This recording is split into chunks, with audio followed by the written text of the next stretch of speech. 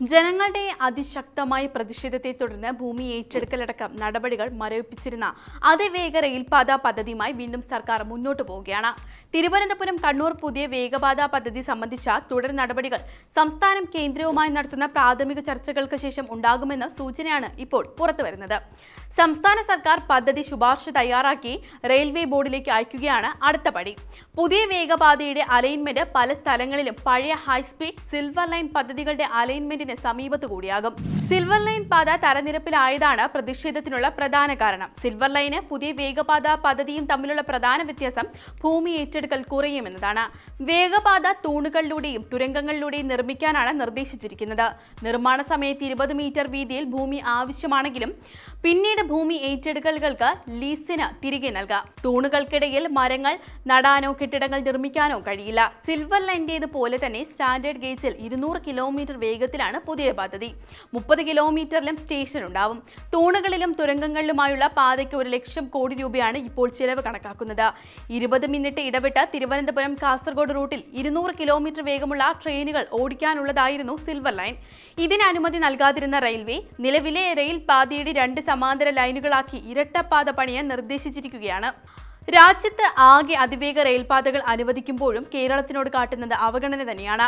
ഡൽഹി മീററ്റ് പാതയിൽ പകുതി ദൂരത്തിൽ 180 കിലോമീറ്റർ വേഗത്തിൽ ട്രെയിൻ ഓടുന്നു.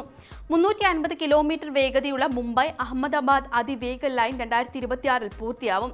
ഡൽഹി ആൾവാർ 180 കിലോമീറ്റർ വേഗപാതയ്ക്ക് അടുത്തിടെ അനുമതി നൽകി. 15 അതിവേഗ സെമി ഹൈസ്പീഡ് പദ്ധതികളുടെ DPR തയ്യാറാവുന്നുമുണ്ട്.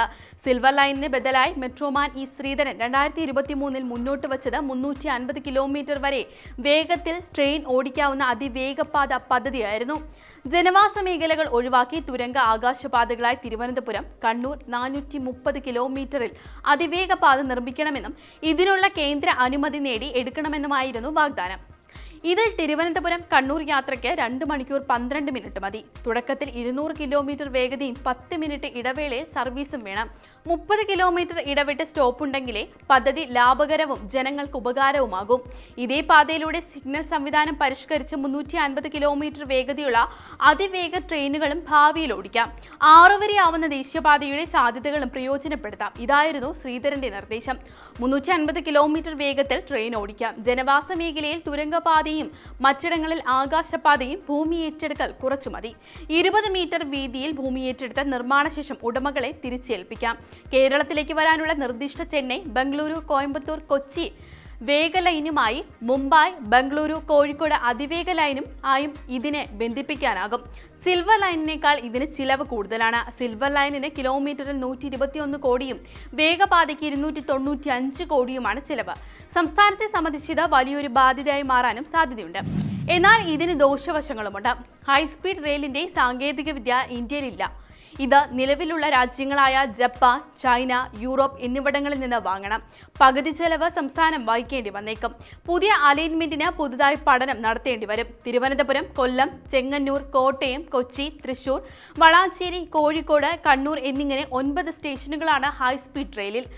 അടുത്തടുത്തുള്ള ഈ സ്റ്റോപ്പുകൾ 220 മുതൽ 350 കിലോമീറ്റർ വേഗത നിലനിർത്താൻ തടസ്സമാവും. ഒരു പദ്ധതി രൂപീകരിച്ചാൽ അതിന് ഗുണങ്ങളും ദോഷങ്ങളും ഉണ്ടാകും. അതുകൊണ്ട് തന്നെ അതിൽ വിശദമായ പഠനം നടത്തേണ്ടതും അനിവാര്യമാണ്.